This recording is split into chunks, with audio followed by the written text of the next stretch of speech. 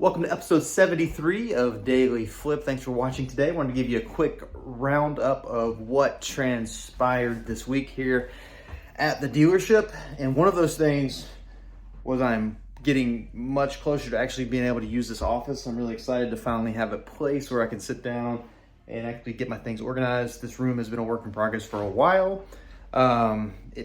Originally, if you've been watching the channel, we just started back videos here in the last couple weeks, but this has been the usable space. So this was my workspace right here. Anna, my office manager, works there now. So I've just kind of been floating around.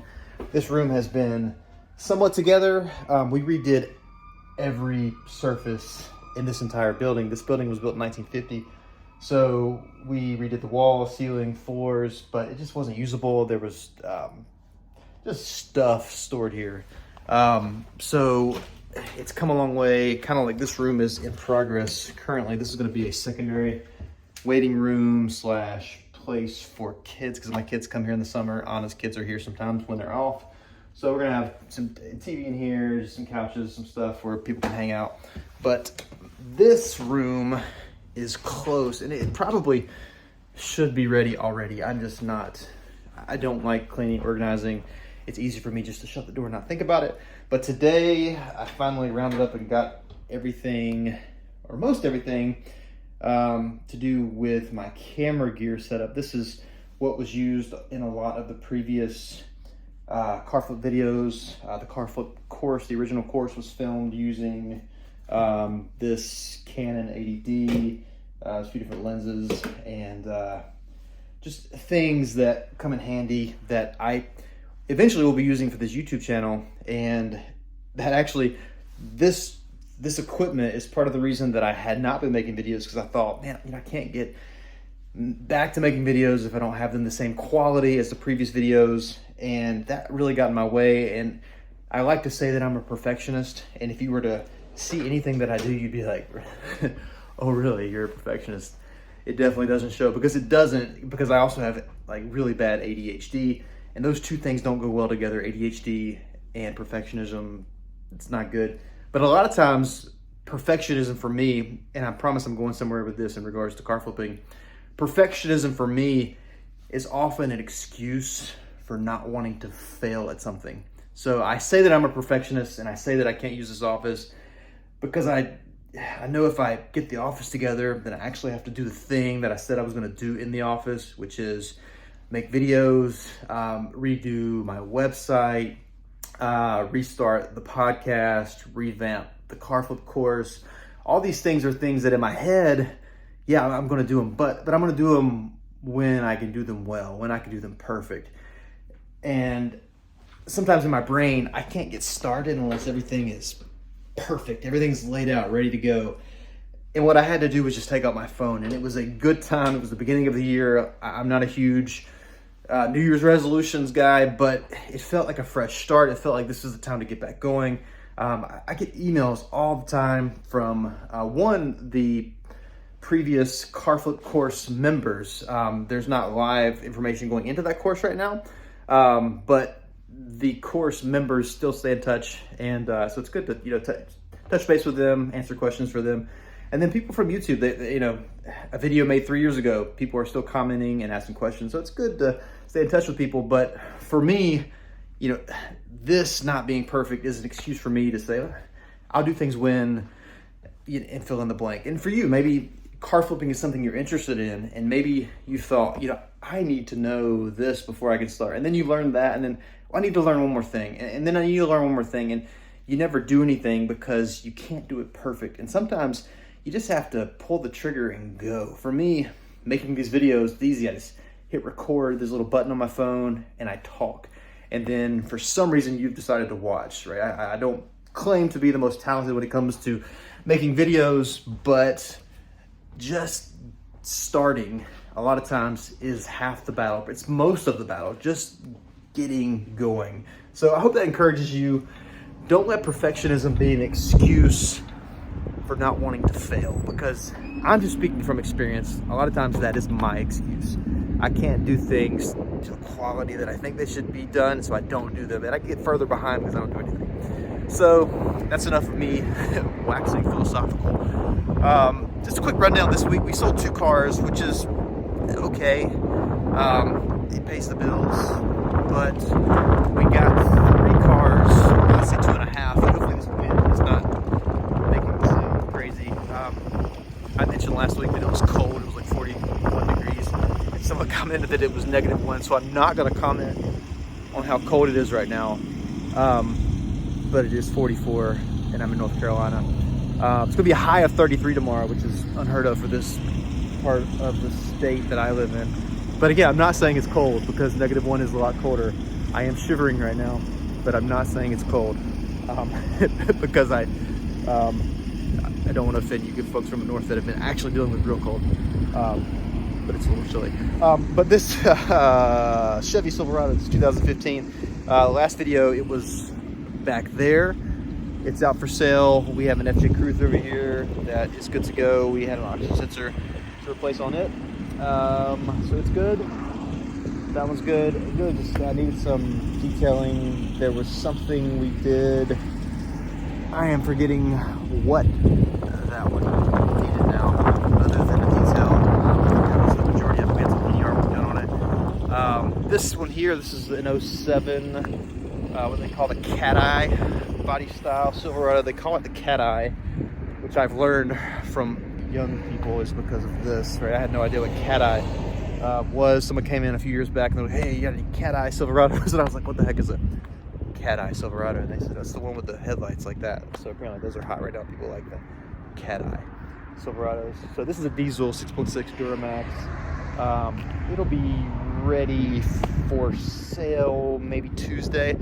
We went in and took pictures of it today because we have a really dusty lot here. We have tractor trailers over here. And when they drive through, especially when the wind's blowing this way, it kicks up all kinds of dust, lands on the car. So when a car is clean, we get pictures as soon as possible so that we can have the pictures available. So when the car is ready, we just throw it online. So this one is almost done. I think I have an ABS light we gotta check out. One thing I'm just realizing that we're gonna have to check out on Monday. This car has been off for probably 10 minutes and the radio is still on. This is aftermarket. So that should not be, that's a good way to end up with a dead battery. I'm gonna manually turn this off. Hopefully that works. And we're gonna check that out on Monday. Because that's not supposed to be that way. So that'll be ready. That'll get us up to, I think, 11. That'll be 12 cars that we have for sale. One other one that hopefully will be ready Monday. I'm going to be driving it over the weekend. I try to drive cars. I like to put 100 miles on a car before I list it for sale. Home and back is like 60. So maybe not. It might be 50. This is a Ford F-150 that we did some work on, and then in reassembling, I think some wires were loose for a knock sensor and a camshaft position sensor. So I'm going to drive that this weekend, make sure everything's good on it. That's a special. It's a 06 Ford F-150. That'll be a, I don't know, $7,000-8,000 truck. But this time of year, that's a good price point to be in with tax time coming. So hopefully that will be ready early next week. We get it detailed, get it on the front line, assuming no check engine lights come on. Hummer, if you watched the video, the last video, I was supposed to drive that the other day. The battery was dead, so I didn't drive that. So that's one that we've got to put some finishing touches on. Still got to get Silverado to paint. We're finishing up detail on this Grand Cherokee here. That'll go to paint. And then our Silverado over here, I've got to get my PDR guy to come by. What he's going to be fixing is, if you see these white dots here, these are places where there are dings. I don't know if it's showing up. There's dings here all over from some hail that must have come in at an angle and hit the side here. So we're gonna have that taken care of. We've got a little bit on the hood. Somebody has repaired this previously, it looks like, but you can still see some of them. So we're gonna take care of that. One here. We're gonna have to buff this. Somebody had put some really terrible touch-up paint on this that they just globbed it on, and there was just a small scratch that I think will buff out in a few places. So once we get PDR, get it buffed, We're gonna have a new rear bumper as well as a front bumper. This isn't terrible. Some dings in the back.